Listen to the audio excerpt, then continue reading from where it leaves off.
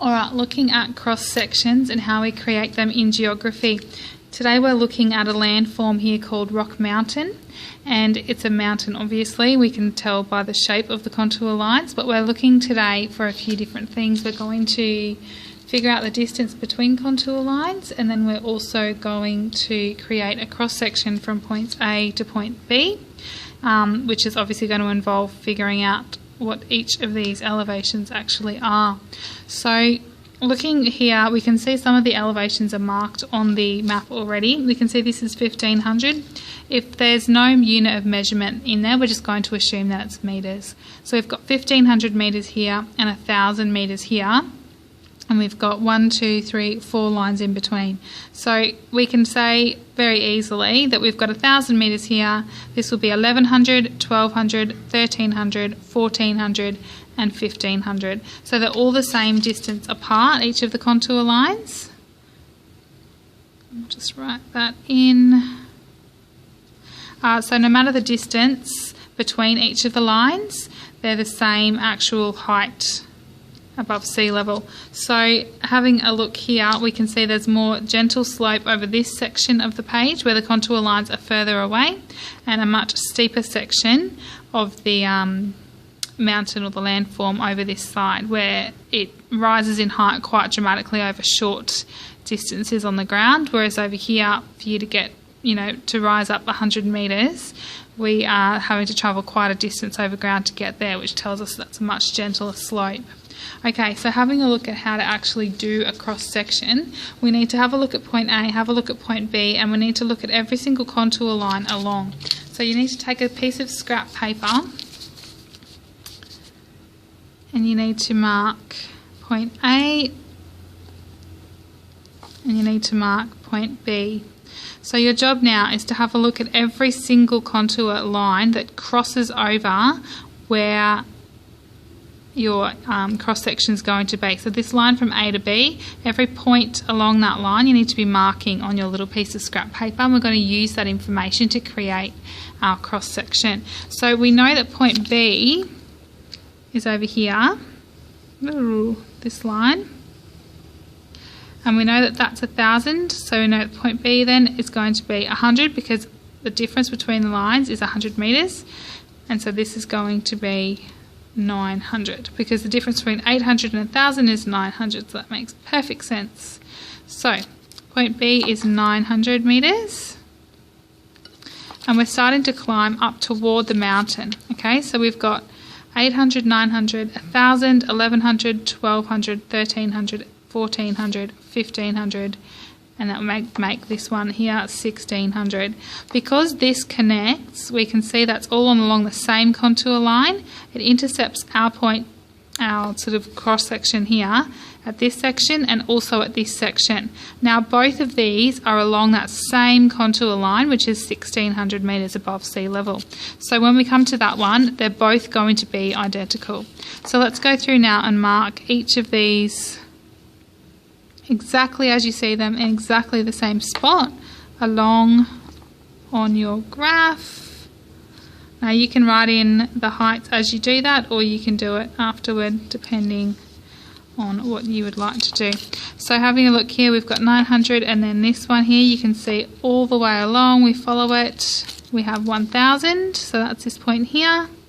Okay, 1000, and we know that each of these represents the same contour interval of 100 metres.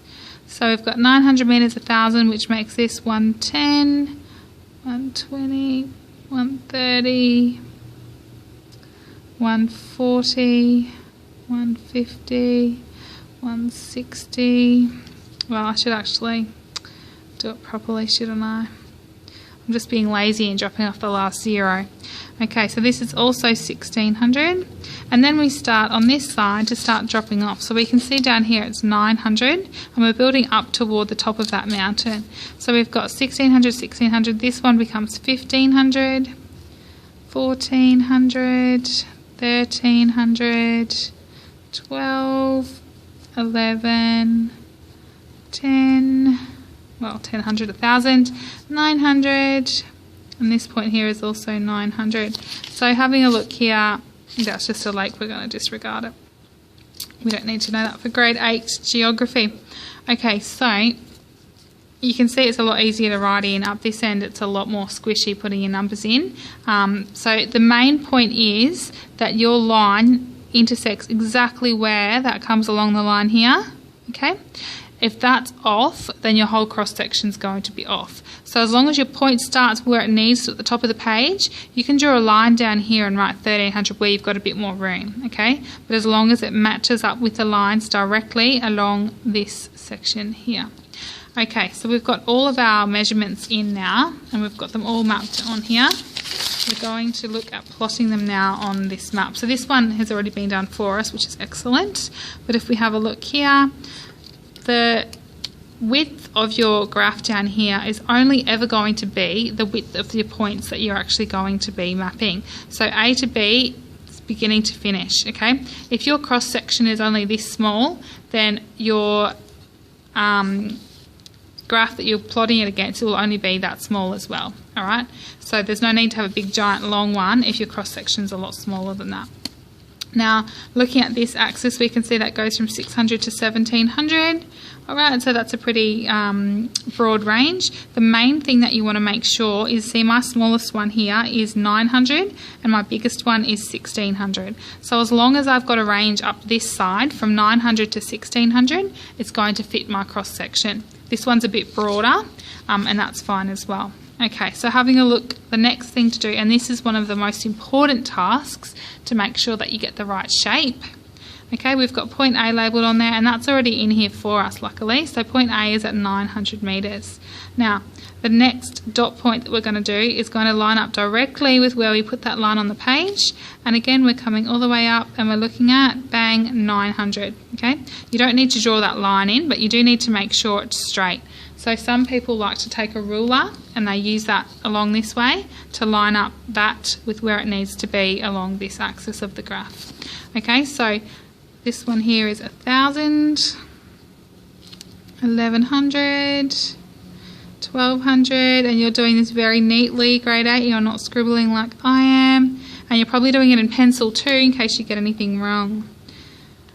Okay, 1400 is here, all the way up to 1500, 1600, and these again are perfectly lined up directly with that point. See, that's a little off, that's wrong. You're going to do it very neatly. Again, 1600, 1500, 14, and you can see they're starting to get a lot closer together, and you can see that instead of this gentle slope with them a bit further apart, it's starting to come down really quite heavily because the lines are closer together, the contour lines. Alright, 1200, 1100, 1000, and then we have point B at 900 metres.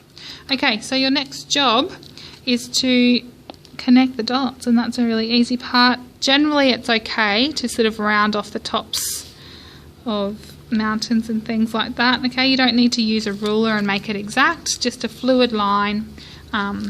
Oops, just realised you can't see everything on there. Just a fluid line to connect those dots is good. Now, the next thing that you need to do, we don't need that anymore, is we need to colour it in. So with your amazing colouring skill like mine, we do that. And that's really just to make that landform stand out and check that that's the actual shape of it and what it does look like. Finally, you need to create a label. So let's say Rock Mountain is the name of our landform. So we'll say cross section of Rock Mountain. Now it could be any cross section because you could have drawn a line, you know, from here to here or here to here or here to here, anywhere on that landform. Okay, so very specifically it's from point A to point B, and we need to make sure our title reflects that. So cross section of Rock Mountain from point A to point B. Okay, beautiful. That, grade 8, is how you complete a cross section.